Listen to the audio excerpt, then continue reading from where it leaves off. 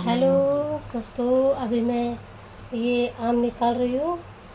अब आज नया नया मेरे घर में आम आया है, पहली बार। पहले एक बार आया था लेकिन ये टेस्ट नहीं था। और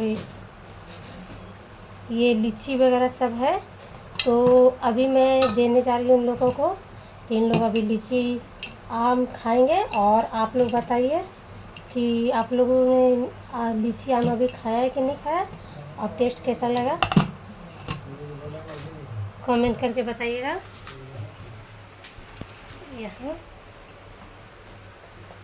छोटा छोटा है लेकिन बहुत ही मीठा है और बहुत ही स्वादिष्ट है। और ये लीची भी बहुत ही मीठा है। मैं अभी जाकर देख के आती हूँ, और मैंने खा कर चेक कर लिया है, इसका टेस्ट बहुत अच्छा है।